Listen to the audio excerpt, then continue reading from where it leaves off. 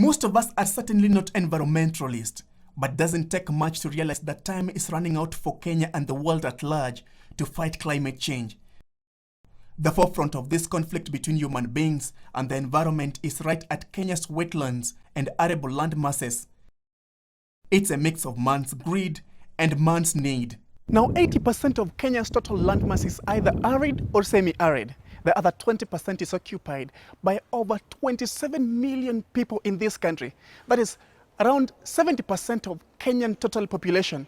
This has created a serious problem, especially when it comes to deforestation. That is very serious in this country. In fact, the deforestation rate is at 0.4% per year. That looks to be a very insignificant percentage. But if you look at it statistically, it means that every year Kenya will be losing around 100,000 square kilometers to deforestation. It's a serious issue. And that is why we want to explain to you how simple concepts and technologies can help change people's lives in this country using such a small product. Outside this factory, Global Supply Solution rests 13,500 acres of Del Monte Pineapple Farm in Thika Town. The work of harvesting pineapples leaves tons of waste materials behind the workers. Material, which we can only do when it's reached a certain moisture content, when it's dry enough for use as briquettes. After that, what we do is we bale it to make it easier to bring to the factory. So as you can see here, we've got some big bales. 8 years ago, Allan Marega was looking for an alternative source of fuel after realizing that the use of firewood contributed to the depletion of forest.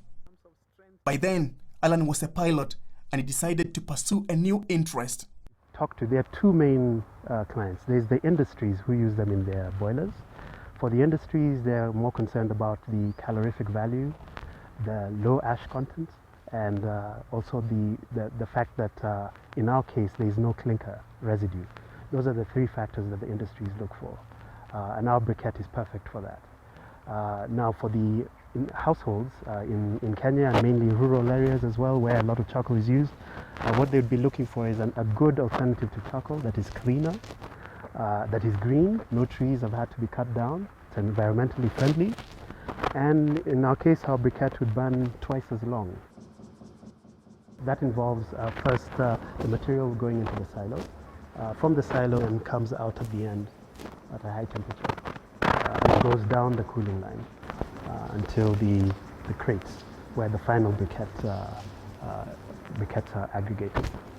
Yes. I deal with the baling and feedstock collection.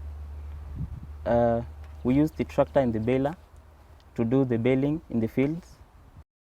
His endeavor was an expensive one, and as such, Marega sourced for funds from ICDC, Africa Enterprise Challenge Fund, Energy and Environment Partnership, and Kenya Climate Innovation Center, which provided a total of 230 million Kenyan shillings in loan and grants.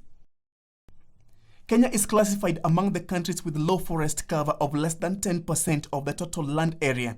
The forest cover has decreased by 8% between 1981 and 1990s, and an additional 7% since the year 2000. But deforestation is more than just cutting down trees.